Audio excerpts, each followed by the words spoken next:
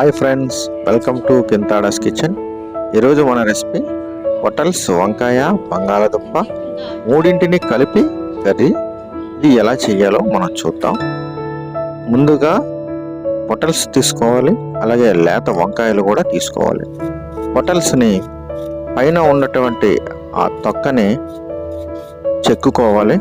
ఈ విధంగా మొత్తం తొక్క అంతా కూడా లైట్గా చెక్కి మజ్జిగ కట్ చేసి అందులోనే ఉన్నటువంటి ఆ పిక్కల్ని శుభ్రం చేసుకోవాలి. ఈ విధంగా పిక్కలన్నీ కూడా బయటికి తీసేసి శుభ్రం చేసుకొని పొటల్స్ అన్నీ కూడా ఇలాగే చేయాలి. ఇలా చేసి పక్కన పెట్టుకొని ముందు ఇప్పుడు మనం ఒక పాన్ తీసుకోవాలి. అందులో కొద్దిగా ఆయిల్ వేసుకొని కట్ చేసినటువంటి మనం ఈ పొటల్స్ అన్నీ కూడా అందులో వేసి ఆయిల్లో వేసి ఫ్రై చేసుకోవాలి. రెండు వైపులా కూడా పొటల్స్ ఫ్రై చేసుకోవాలి. రెండు వైపులా ఈ విధంగా ఫ్రై చేసుకున్న తర్వాత ఆ ఫ్రై అయినటువంటి పొటల్స్ అన్నింటినీ మనం ఒక బౌల్లో తీసుకొని పక్కన పెట్టుకోవాలి.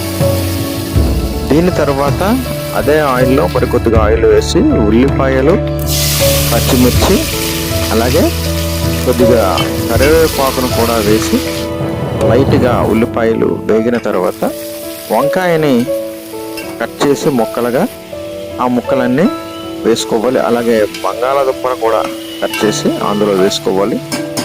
ఇలా వేసిన తర్వాత కలుపుకొని ఒక 5 నిమిషాలు మగ్గనివ్వాలి.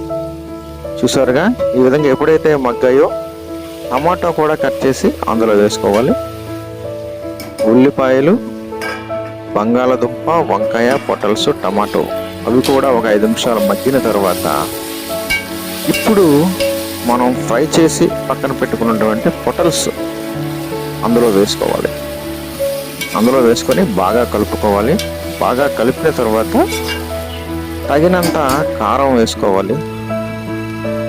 రుచికి తగినంతగా కారం వేసుకోవాలి. అలాగే ఉప్పు కూడా రుచికి తగినట్టుగా ఉప్పు కూడా వేసుకొని బాగా కలుపుకోవాలి.